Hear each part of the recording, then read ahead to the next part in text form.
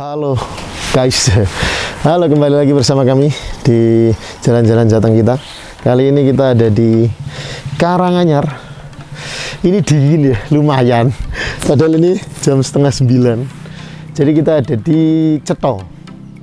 Kita mau nyoba. Ini sebenarnya jalur pendakian ya, base camp utama kalau mau naik Gunung Lawu. Cuma kalau nggak salah yang paling jauh itu dari Cetho sini. Kalau mau naik Gunung Lawu, jadi monggo siapa yang mau naik Gunung Lawu bisa lewat Cetho ini. Tapi kita nggak mau naik gunung karena lihat saya tidak berpakaian gunung. Saya pengen lihat Candi Cetho. Kita pengen searching enggak nih, walking lihat aja karena katanya di sini candinya bagus dan di sini memang karena candi di sini di dataran tinggi jadi view-nya itu asik. Ini sebenarnya di belakang ada cafe. Tapi nanti kita nggak mau nyoba ke sana bisa nggak? Udah buka atau belum? Karena masih terlalu pagi, kita wisatawan kepagian. Jadi nanti lihat di dalam ada apa. Saya belum pernah ke sana, pengen tahu di dalamnya ada apa. Yuk ikut yuk, beli tiket dulu.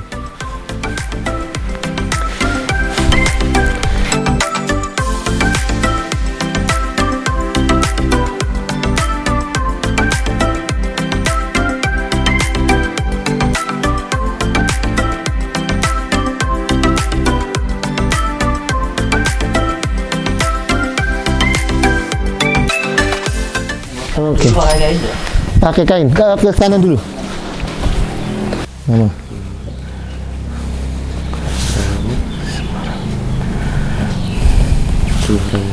Ini sekali lagi mas untuk perawatan kain. Oh iya.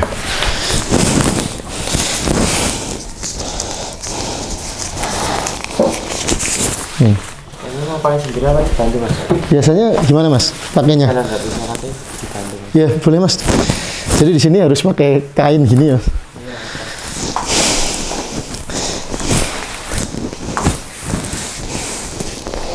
Oke mas, cukupnya sangat dulu.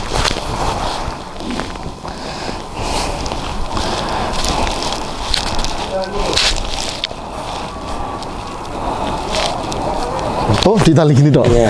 Oh, oke. Jadi kalau di Candi Cetho ini kita harus pakai kain.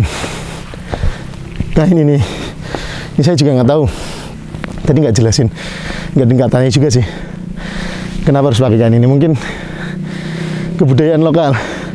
Seperti biasa kalau menek-menek, napas saya kalau pakai masker. Kalau pakai masker, jalan naik banget ini, ngap. Jadi kita bayar 10.000. Terus nanti pakai kain ini, terus ada sumbangan sukarela untuk kelestarian kain. Jadi harus pakai kain ini untuk masuk ke kawasan Candi Cetho. Jadi ya ini kebudayaan lokal sini dan kita harus hargai. Oke, kita lihat di dalam ada. Kayaknya saya nggak perlu pakai masker karena sini tadi cuma ada 2 pengunjung. Saya sama satu lagi, nggak tahu nanti kalau siang rame ya. Yuk kita lihat ada apa aja. Ini kita lagi di informasi dari Kementerian Kemendikbud.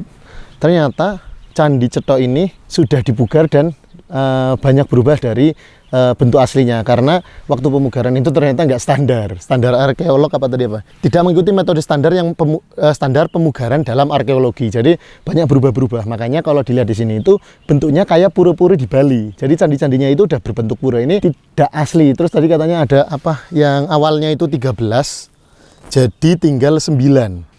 Banyak perubahan-perubahan lah, makanya ada dibangun apa gitu. Itu yang ini pemugarannya itu tidak standar, tapi ya akhirnya menjadi situs yang bisa dinikmati banyak orang. Saya nggak tahu kalau di sini itu masih digunakan aktif untuk aktif ibadah agama Hindu apa enggak. Nanti mungkin kita tanya-tanya kalau misalnya ada yang bisa ngasih tahu, atau nanti kita tanya penjaganya di sini masih aktif digunakan sebagai tempat ibadah atau enggak. Barangkali teman-teman yang tahu di sini pernah nggak, atau teman-teman yang beragama Hindu tahu nggak di sini pernah dipakai untuk aktivitas keagamaan rutin apa enggak? Misalnya nyepi atau apa sih agenda-agenda keagamaan? Saya juga kurang tahu. Itu mungkin. Jadi di sini tidak murni, tapi masih ada lah hasil-hasil yang dulu, walaupun sudah banyak berubah.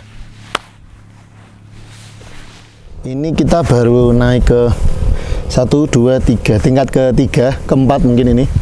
Tapi kabut mulai turun dan ya kalau ini nggak tahu ya kalau di kamera itu kelihatan jelas banget kabutnya apa enggak atau kelihat jarak pandangnya terlihat ini apa enggak, tapi ini udah mulai kalau di sekitar ini kelihatan banget kabutnya dan jarak pandang mulai menipis. Jadi ini kalau misalnya lihat ke bawah itu pemandangan bawah udah nggak kelihatan sama sekali, udah ketutup kabut semuanya. Dan ini yang menyenangkan dari tempat-tempat tinggi itu dinginnya. Walaupun pemandangannya jadi hilang, tapi ini kerasa banget dinginnya. Ini pakai jaket aja dingin ini, kameramennya nggak pakai jaket. Habis ini kedinginan, pulang-pulang pilek. Enggak lah, sehat-sehat. Apa lagi ya? Sama satu lagi, ini ada beberapa kelihatan nggak ya? Itu lagi pada prewed. Kayaknya sih boleh buat prewed di sini. Nggak tahu prewed atau pasca wedding. Jadi pakai baju Jawa dan lain-lain. Jadi teman-teman yang mau prewed di sini mungkin bisa diizinkan. Cuma nggak tahu izinnya itu nambah bayar apa nggak. Kayak misalnya kalau di beberapa tempat itu kalau digunakan untuk aktivitas prewed atau postwed atau foto konsep itu biasanya ada biaya tambahan. Kalaupun enggak berarti ada izinnya, biasanya ada izin dulu gitu. Tapi ini saya ngevlog tadi diizinkan, nggak dilarang gitu. Karena kita ngomong tanya-tanya juga sama orangnya. Lanjut ya.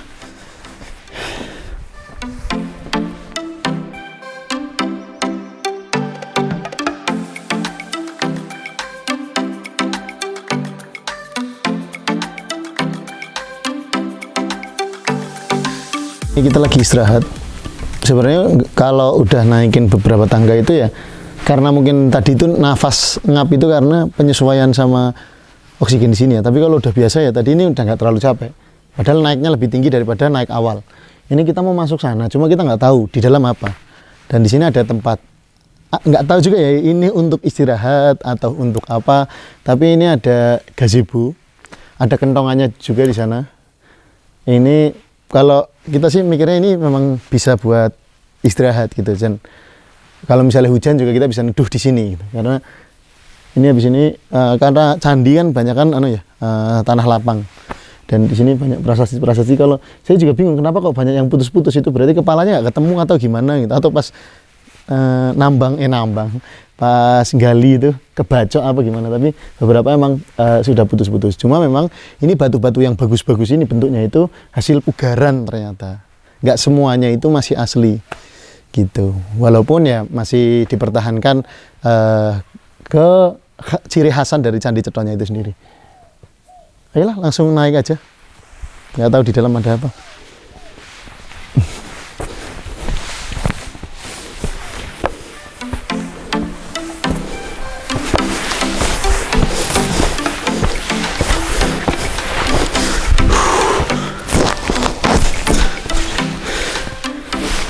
Tadi kita baru naik satu tingkat, terus tadi kan waktu di bawah kita tanya ya, ada nggak aktivitas ibadah di sini?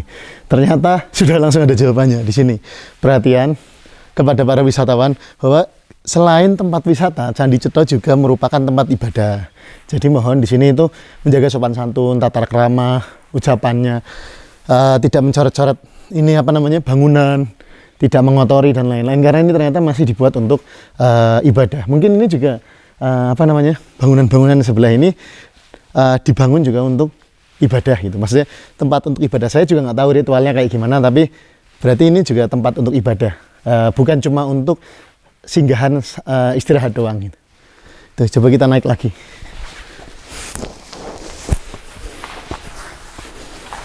Nah ini tadi sudah ada aware-nya bahwa ini tempat ibadah, ini ada buktinya bahwa ada dupanya, ini ada statue ya, patung yang mungkin digunakan untuk ritual teman-teman Hindu.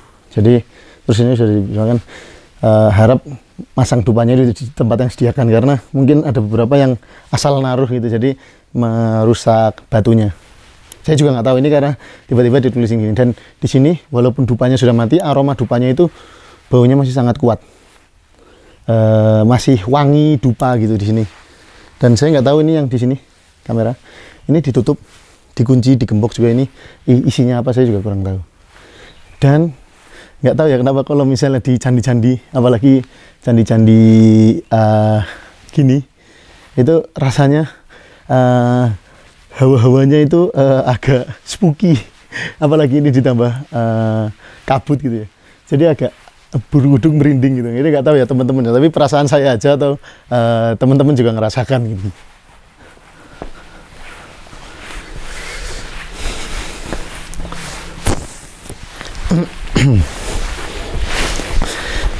Jadi ini kita sudah di ujung candinya. Ini adalah Candi Mandala Utama, dan untuk pengunjung yang tidak berkepentingan berdoa atau sembahyang dilarang untuk masuk, dan karena saya tidak berkepentingan ya saya tidak akan naik ke sana. Itu juga ditutup untuk agama Hindu. Berarti teman-teman yang mau beribadah di sini bisa. Berarti ini memang rutin digunakan untuk ibadah agama Hindu. Selain jadi tempat wisata, ini masih juga tempat ibadah. Jadi mohon teman-teman untuk menjaga kesakralan, etikanya, sopan santunnya, ketertibannya, kebersihannya, jangan asal buang sembarangan. Bahkan kalau untuk yang beribadah itu mohon meletakkan dupa atau lilin pada tempat yang disediakan, jangan asal ini. Terus kalau sudah dimatikan, jangan sampai sisa terus lilinnya belebar kemana-mana, karena nanti mengganggu membuat wisatanya, karena ini bukan cuma tempat ibadah tapi ada tempat wisatanya juga, nanti mengganggu wisatanya karena nanti ada yang rusak gitu kan, terlihat kotor dan lain-lain. Jadi kita saling menjaga gitu, yang wisatawan menjaga dengan sopan santun, kebersihannya juga, yang ini juga menjaga tempat ibadahnya supaya menjadi tempat yang nyaman juga untuk wisatawan. Dan ini ujung dari Candi Cetha. Oh iya, tadi kita sempat delay lama untuk naik, ya sekitar setengah jam mungkin ya ada. Itu nunggu orang foto-foto, foto prewed, dan mereka pengen ngambil spot atas biar kelihatan kayak kosong gitu. Mungkin mereka juga niatnya berangkat pagi-pagi karena ngerti bahwa Candi Cetha ini kosong, jadi oke nih buat foto. Ternyata kita datang juga, jadi kita juga menghargai mereka dengan cara menunggu.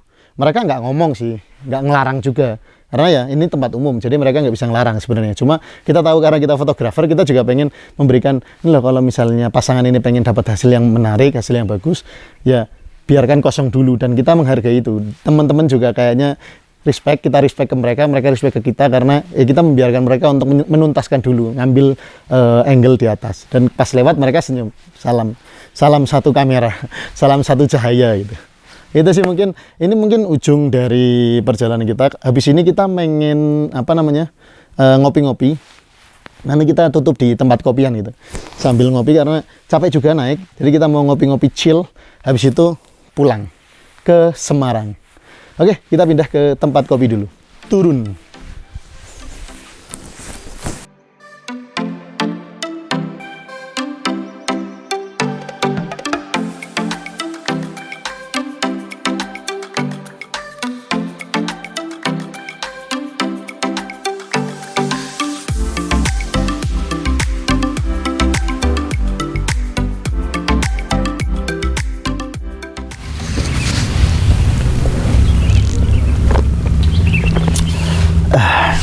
Hidup itu tentang bagaimana caranya kita mengerti bahwa hidup itu hidup. gaplek, kakean motivasi, kakean omongan. Jadi tadi kita sudah jalan-jalan sampai puncak, kita sudah ke top dari Candi Cetha. Terus di sana ada batasan, kita nggak boleh masuk ke candi utamanya karena itu memang tempat ibadah, dan pengunjung biasa yang nggak mau beribadah yang nggak boleh masuk ke sana. Cuman ini tadi belum sempat ke expose karena kita sudah selesai, karena ada orang yang mau foto-foto juga, terus kita belum sempat nge-expose ini ada ini nih. Ini apa ini nanti fotonya ada di sini atau videonya ada di sini. Ini saya tanya sih, nggak tahu buat teman-teman yang ngerti itu apa. Barangkali saya salah tafsir ya, karena tiba-tiba pas pertama kali lihat itu langsung ekspresi saya sama kameramen ini Aji ini sama pas lihat apa ini. Karena pikiran kita traveling mana-mana, mungkin yang tahu itu bisa dijelaskan ya di kolom komen ini itu apa gitu, maksudnya apa, terus penjelasannya gimana, karena kita nggak tahu.